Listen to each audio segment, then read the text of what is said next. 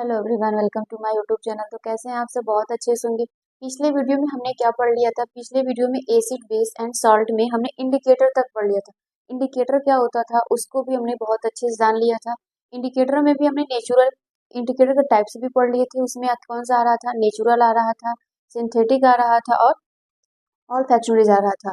Natural होता था क्या? जो हमें प्रकृति से मिले। ठीक, ऐसे इंडिकेटर जो हमें प्रकृति से मिले उसको हम लोग क्या कह रहे थे? नेचुरल इंडिकेटर कह रहे थे। एग्जाम्पल के लिए क्या क्या था? चाइना रोज था, ठीक, टर्मरिक था और लाइकेन था। ये एसिड में कैसा दे रहा था, बेस में कैसा अपने आप को शो कर रहा था, उसका कलर कैसा था, ये सारी चीजें डिस्कस कर लिए थे हम लोग। आज हम लोग पढ़ेंगे आर्टिफिशियल इंडिकेटर या मैन मेड इंडिकेटर। तो ये होता क्या है आर्टिफिशियल इंडिकेटर?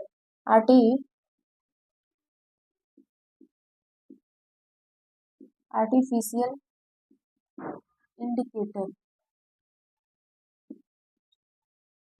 आर्टिफिशियल इंडिकेटर का मतलब क्या है? ये मैनमेड होगा, ठीक, ये नेचर में नहीं पाया जाएगा। अब मोस्टली ये क्या होगा? लेबोरेटरी में पाया जाएगा। जो लेबोरेटरी में बनाया जाएगा, जो मैनमेड होगा, उसी को हम लोग क्या कहेंगे? Artificial indicator. आर्टिफिशियल इंडिकेटर के एग्जाम्पल कौन कौन से हैं? मिथाइल ऑरेंज है और फिनोफ्थिलीन है। मिथाइल ऑरेंज का मतलब ये होगा कि ये सारी चीजें कहाँ पे बनाई गई है? लेबोरेटरी में बनाई गई है। मिथाइल ऑरेंज हो या फिर उसके बाद क्या हो? फिनोक्सिलिन हो। अब यहाँ पर एसिड में कैसा शो करेगा, बेस में कैसा शो करेगा, इसके बारे में हम लोग अच्छे से पढ़ेंगे। तो ये लिखना जरा, आर्टिफिशियल इंडिकेटर होता क्या है? आर्टिफिशियल इंडिकेटर क्या होगा? These are the indicator which are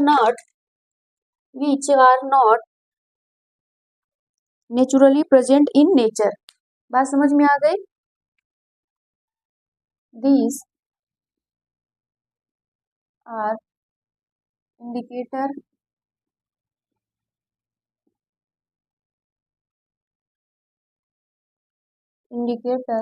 which are not present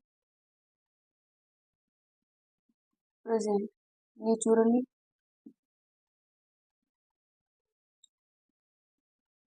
present in nature। बात समझ में आई? we have synthesized we have synthesized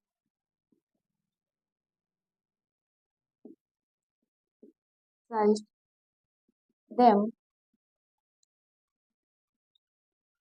ourselves। बात समझ में आ गई? ये क्या होगा? these are indicator which are not present naturally in nature। ये नेचर में प्रेजेंट नहीं होगा। ये क्या होगा? We have synthesized them ours. ये हमारे द्वारा, स्वयं हमारे द्वारा क्या किया जाएगा? बनाया जाएगा, लेबोरेटरी में बनाया जाएगा। कहाँ बनाया जाएगा बेटा? लेबोरेटरी में ये बनाया जाएगा। एग्जाम्पल इसका क्या क्या होगा? एग्जाम्पल होगा मिथाइल ऑरेंज। दूसरा एग्जाम्पल क्या होगा बेटा? फिनोफ्थिलीन होगा। अब समझो, फिनोफ्थिलीन जब न्यूट्रल होगा, ठीक, जब न्यूट्रल होगा तो ये ऑरेंज कलर का होगा। कैसा होगा?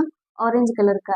लेकिन जैसे ही इसको एसिड में डाला जाएगा या बेस में डाला जाएगा, ठीक, तब ये कैसा शो करेगा? है ना? एसिड में जब जाएगा, याद रखो, यहाँ पर मिथाइल ऑरेंज जब एसिड में आएगा तो ये कैसा होगा? रेड कलर का। कैसा होगा? रेड कलर का। बात क्लियर हो पा रही है? अब इसी को कुछ पढ़े लिखे लोग, जैसे एसएससी वाले, वो लोग पिंक कहेंगे। क्या कहेंगे? पिंक कहेंगे। ये बात क्लियर हो गई? मिथाइल ऑरेंज जो होगा वो नेचुरली कैसा कलर शो करेगा? ऑरेंज कलर का। लेकिन जब उसके अंदर, जब वो एसिड में रहेगा तो किस कलर का शो करेगा? रेड या पिंक कलर का शो करेगा। और जैसे ही वो बेस में जाएगा पीला हो जाएगा, येलो। कैसा हो जाएगा? येलो कलर का शो करेगा। ये बेस में होगा। क्या क्लियर हो पा रहा है? और ये एसिड में। बात समझ में आ रही है ना? यहाँ पर मिथाइल ऑरेंज का जो नेचुरली कलर कैसा होगा? वो ऑरेंज में दिखेगा। लेकिन जैसे वो एसिड में जाएगा वो रेड या पिंक कलर शो करेगा। बेस में कैसा शो करेगा? येलो कलर शो करेगा। अब फिनोफ्थिलीन क्या होगा? फिनोफ्थिलीन जब जाएगा एसिड में, जब ये एसिड में होगा, नो चेंज, ठीक, नो चेंज, कलरलेस हो जाएगा, इसमें कोई चेंज नहीं आएगा। लेकिन ये जैसे बेस में होगा, ये कैसा होगा, जैसे ही ये बेस में जाएगा तो ये कैसा शो करेगा, पिंक कलर का, कैसा, पिंक, ये याद रखिएगा। और आपसे एग्जाम में ये दोनों पूछे ही जाते हैं, 1 मार्क्स में क्वेश्चन पूछा जाता है। तो समझ में आ गया आर्टिफिशियल इंडिकेटर क्या है।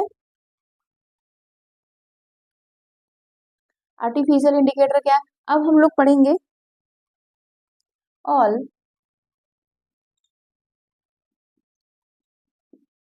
Factory indicator. ये क्या होता है, इसमें हम लोग स्मेल से पहचानेंगे। ये कैसा होगा बेटा, ये स्मेल से हम लोग पहचानेंगे। जैसे अनियन हो गया, वेनिला एसेंस हो गया, ये सारी चीजें कहाँ पे होती है, स्मेल से पहचानते हैं ना, कि वो एसिड है कि बेस है, कैसा है। तो यहाँ पे हम जो भी चीजें करेंगे, यहाँ पे क्या होगा, हम उसके स्मेल द्वारा इसको हम लोग पहचानेंगे। क्या होगा, अब समझ में आ रहा है ना, these are the substance which give different smell in the presence of acid and base. Acid में कैसा स्मेल देगा, बेस में कैसे देगा, तो ये होगा vanilla, vanilla essence, vanilla essence हो गया। और क्या होगा, फिर क्लब ऑयल। समझ में आ रहा है। अब यहाँ पे देखो, ये कैसा होगा, वेनिला एसेंस जो होगा वो एसिड में इंक्रीज करेगा, एसिड में इंक्रीजेस स्मेल। ठीक, एसिड में उसका स्मेल कैसा करेगा, इंक्रीज करेगा। बेस में, जो बेस होगा बेटा, यहाँ पे लिख दे रहे हैं, बेस में no smell, no smell, clear हो पाया, बेस में इसका स्मेल नहीं रहेगा। सेम चीज यही होगा, क्लब ऑयल का भी सेम यही होगा, तो आप लिख सकते हो सेम। एसिड में क्या करेगा, इंक्रीज करेगा, बेस में नो स्मेल। अब इसी तरह अनियन का आ जाओ, अनियन स्मेल, अनियन का भी सेम स्मेल, बेस में भी नहीं रहेगा। क्लियर हो पाया, इतना नोट करो, यहाँ पे लिख लो बेस में नो स्मेल, नो स्मेल। अब हम लोग पढ़ेंगे chemical properties of acid and base. ठीक, केमिकल प्रॉपर्टीज हम लोग पढ़ेंगे किसका, एसिड का और बेस का। तो पहली हेडिंग बनाना एसिड, पहले हम लोग एसिड की प्रॉपर्टीज पढ़ेंगे, कौन सी, केमिकल प्रॉपर्टीज पढ़ेंगे। अब तक हम लोग जो भी जाने हैं वो सब कैसा जाने हैं, फिजिकल प्रॉपर्टीज पढ़े। केमिकल प्रॉपर्टीज में क्या होगा कि किसी मेटल के साथ कैसा रिएक्ट करेगा, है ना, एसिड जो होगा वो मेटल के साथ कैसा रिएक्ट करेगा, मेटल ऑक्साइड के साथ कैसा रिएक्ट करेगा, मेटल कार्बोनेट या बाइकार्बोनेट है, या फिर क्या है, बेस के साथ रिएक्ट कैसा वो बिहेव करेगा, कैसे वो रिएक्शन को शो करेगा, इसके बारे में हम लोग पढ़ेंगे। इसमें पहला हेडिंग जो बनाएंगे आप लोग पढ़ाएंगे, पहला of reaction of metal with dilute acid. कौन सा एसिड होगा, डाइल्यूट एसिड होगा, ये बात ध्यान रखिएगा। जब बेटा डाइल्यूट एसिड होगा तो क्या करेगा, आपके पास मेटल होगा, अब यहाँ पे समझो, मेटल हो गया कोई भी, और आपके पास डाइल्यूट, ठीक, डाइल्यूट एसिड हो गया, ये क्या बनाएगा, salt and hydrogen gas.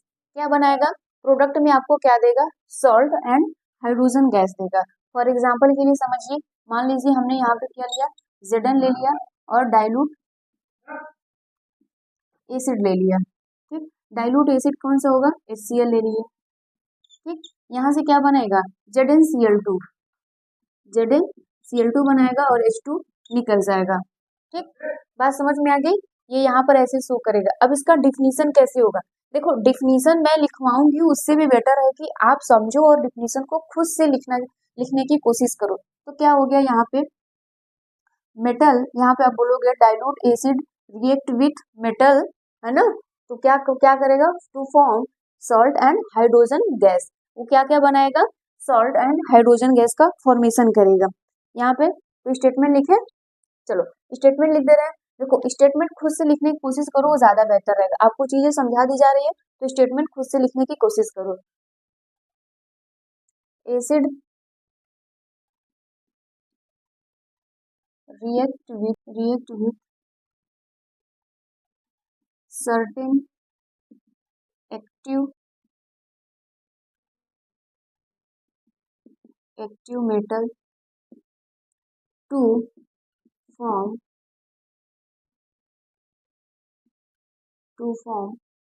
salt and hydrogen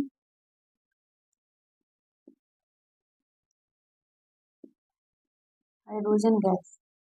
क्या क्लियर हो पाया, यहाँ से हाइड्रोजन गैस निकल जाएगा। आप चाहो तो कोई भी एग्जांपल ले सकते हो, यहाँ पे मेटल की जगह आप जो जो अभी आपको मन करे वो मेटल ले सकते हो। ये पहला हो गया। दूसरा क्या आता है, दूसरा आएगा रिएक्शन, और दूसरा होगा रिएक्शन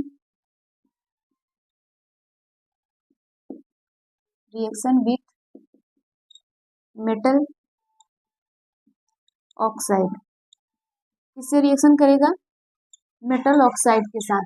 मेटल ऑक्साइड के साथ कौन रिएक्ट करेगा, एसिड करेगा। अब जरा सुनना, यहाँ पे हमें पहले मेटल ऑक्साइड बनाना होगा। कैसे हम मेटल ऑक्साइड को बनाएंगे, कोई भी मेटल है बेटा उसको ऑक्सीजन के साथ रिएक्शन करवा दो। जैसे ये रहा आपके पास सोडियम, ऑक्सीजन के साथ रिएक्ट करवा दो। जब ये रिएक्ट करवाओगे तो बनाएगा सोडियम ऑक्साइड। क्या बनाएगा, सोडियम ऑक्साइड। तो यहाँ पर ये क्या हो गया, मेटल ऑक्साइड। हमेशा याद रखिए, चीजों को याद रखने से बेहतर है कि आप समझो। मेटल ऑक्साइड अगर बनाना होगा तो हम कैसे बनाएंगे, आप कोई भी मेटल लो, ऑक्सीजन के साथ रिएक्ट करवाओगे तो क्या बनाएगा, आपको मेटल ऑक्साइड बनाएगा। ये चीज याद रखना, ठीक। तो यहाँ से इसका डिफिनीशन क्या लिखोगे, acid react with metal oxide to form salt. Acid definition लिखिएगा, acid react with metal oxide to form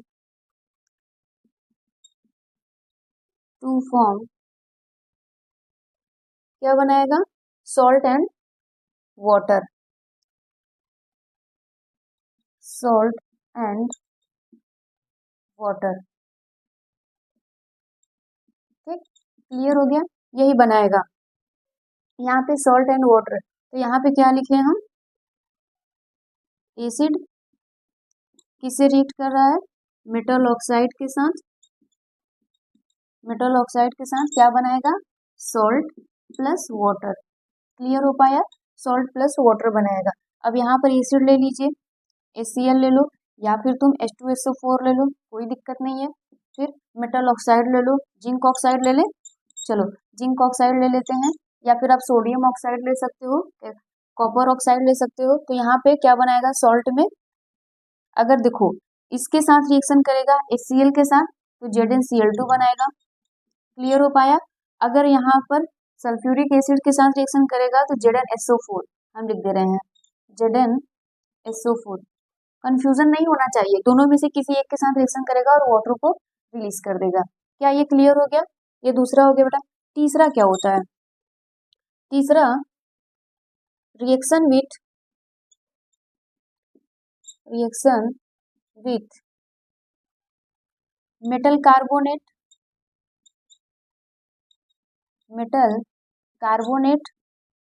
या मेटल बाइकार्बोनेट। क्या होगा, metal by carbonate,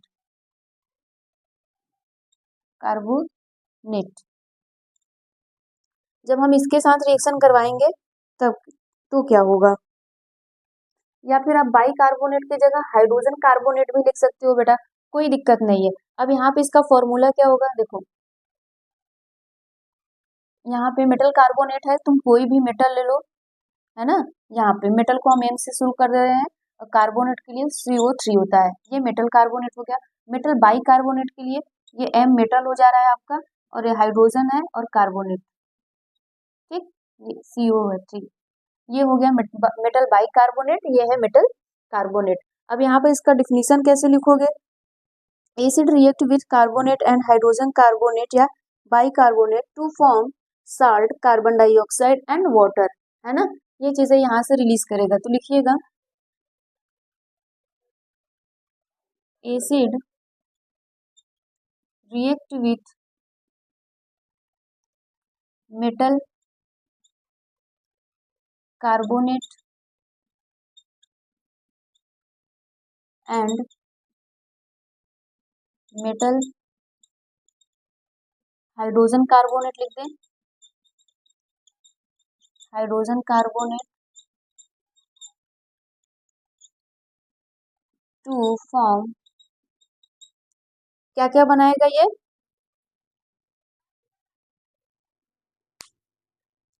to form क्या क्या बनाएगा, salt,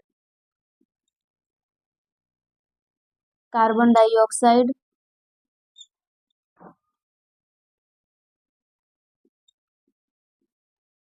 carbon dioxide and water, ठीक, क्या क्या बना रहे हैं, वाटर बना रहे हैं। अब यहाँ पर एग्जांपल, एसिड ले लो, HCl ले लिया, अब यहाँ पे कार्बोनेट ले लो, यहाँ पे क्या ले लो, कार्बोनेट ले लो, मेटल कार्बोनेट, चलो सोडियम कार्बोनेट ले रहे हैं ना, सोडियम कार्बोनेट ले रहे हैं, तो ये क्या बनाएगा, सॉल्ट बना लेगा, फिर कार्बन डाइऑक्साइड बनाएगा, तो सॉल्ट यहाँ से बनाएगा, NaCl में सॉल्ट हो जाएगा, NaCl सॉल्ट हो गया, और आपका कार्बन डाइऑक्साइड बना लिया, ठीक, और वाटर, यहाँ से वाटर को रिलीज कर देगा। बात समझ में आ रही है, नोट करो इतना, एक बार ध्यान से सुन लो अच्छे से, क्या था हमारा, एसिड जब वो मेटल कार्बोनेट के साथ रिएक्ट करेगा तब क्या बनाएगा, salt, carbon dioxide and water, यही बनाएगा। इसका एग्जांपल लिखो, यहाँ पर हो गया एसिड में HCl, मेटल कार्बोनेट में सोडियम कार्बोनेट ले लिए, साल्ट में क्या बनाएगा, NaCl, यहाँ से सॉल्ट में बना लेगा NaCl, कार्बन डाइऑक्साइड निकाल देगा और वाटर, क्लियर हो पाया। यहाँ का एक हाइड्रोजन इधर चला जाएगा, ये बैलेंस तुम कर सकते हो, बैलेंस खुद से कर लेना। फिर उसके बाद क्या कर रहा है, जब यही एसिड मेटल हाइड्रोजन कार्बोनेट के साथ रिएक्शन करेगा तब भी वही चीज बनाएगा, salt, carbon dioxide and water, ठीक। अब यहाँ पर क्या होगा, ध्यान से सुनना बेटा, यहाँ पे चलो हम लोग ले रहे हैं H2SO4, हाँ, कोई दिक्कत नहीं। अब यहाँ पे मेटल बाई कार्बोनेट लेना है आपको, मेटल बाई कार्बोनेट में तुम हाइड्रोजन को तुमको लगाना है, तो यहाँ पे भी सोडियम ले लो, कोई भी ले सकते हो मेटल में, तुम्हें कोई दिक्कत नहीं होना चाहिए। यहाँ पे सोडियम बाई कार्बोनेट, सॉरी ये हो गया formula, sodium by carbonate, salt में क्या बना रहा है, यहाँ से NaSO4, सोडियम सल्फेट में सॉल्ट हो जाएगा, है ना, फिर कार्बन डाइऑक्साइड, फिर वाटर, यही होगा। अब नेक्स्ट जो होगा केमिकल रिएक्शन, वो एसिड रिएक्ट, लिखोगे एसिड या फिर reaction with, react with base, ठीक, जब एसिड किसके साथ रिएक्शन करेगा, बेस के साथ रिएक्शन करेगा तब क्या होगा। यहाँ पे देखो, ये बहुत ध्यान देना, ये इंपॉर्टेंट है, ये आपसे एग्जाम में पूछा जाता है, किसी और नाम से भी पूछा जाता है, तो ध्यान देना। यहाँ पर एसिड जब वो किसी बेस के साथ रिएक्शन करेगा तब क्या बनाएगा, सॉल्ट एंड वाटर, क्या बनाएगा, सॉल्ट एंड वाटर बनाएगा। अब यहाँ पर एसिड हम लोग ले लें, HCl ले लिए, है ना, बेस के लिए NH सोडियम हाइड्रोक्साइड, सॉल्ट में NaCl बना लेगा और वाटर यहाँ से निकल जाएगा। इसी को हम लोग कहते हैं न्यूट्रलाइजेशन रिएक्शन। क्या कहते हैं? Neutralisation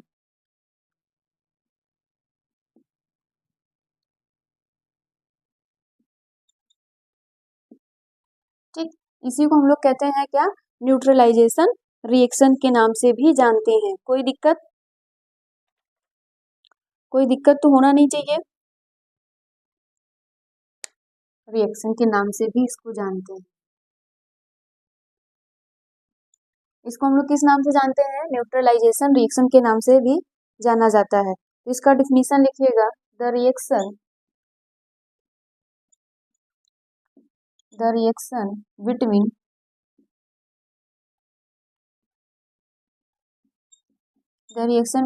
acid and base to form salt and water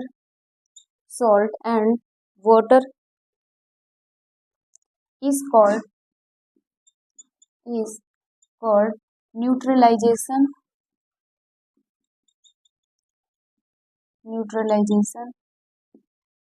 reaction. ठीक, ये आपसे एग्जाम में पूछा जाता है, इतना नोट करिए। अब हम लोग देखो, हमारा केमिकल प्रॉपर्टीज ऑफ एसिड हो गया। तो केमिकल प्रॉपर्टी में सबसे पहला क्या था? एसिड जब मेटल के साथ रिएक्ट करेगा तो वो सॉल्ट बनाएगा और क्या बनाएगा?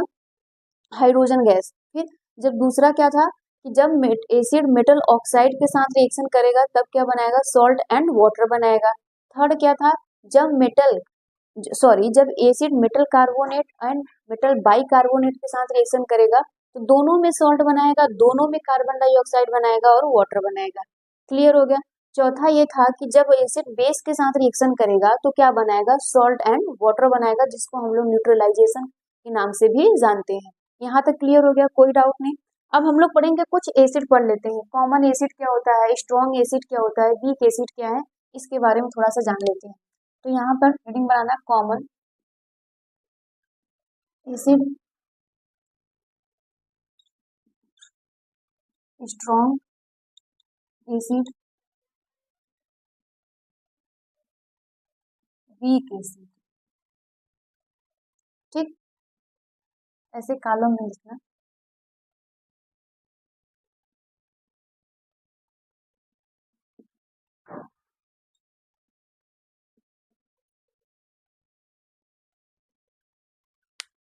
अब देखो यहाँ पर कॉमन एसिड क्या है? Acid give hydrogen, they react with metal, this so that all acid contain hydrogen.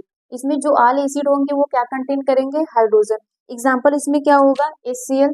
Example लिखिएगा, HCl, H2SO4, HNO3। ठीक, HNO3 और CH3, COOH। ये क्या है? नाइट्रिक एसिड है। ठीक, ये क्या है? Nitric acid. और ये क्या है? Acetic acid. क्लियर हो पाया? अब इसमें एग्जाम्पल क्या है? वीक एसिड आएंगे। वीक एसिड में क्या क्या होंगे? स्ट्रॉन्ग एसिड आएंगे।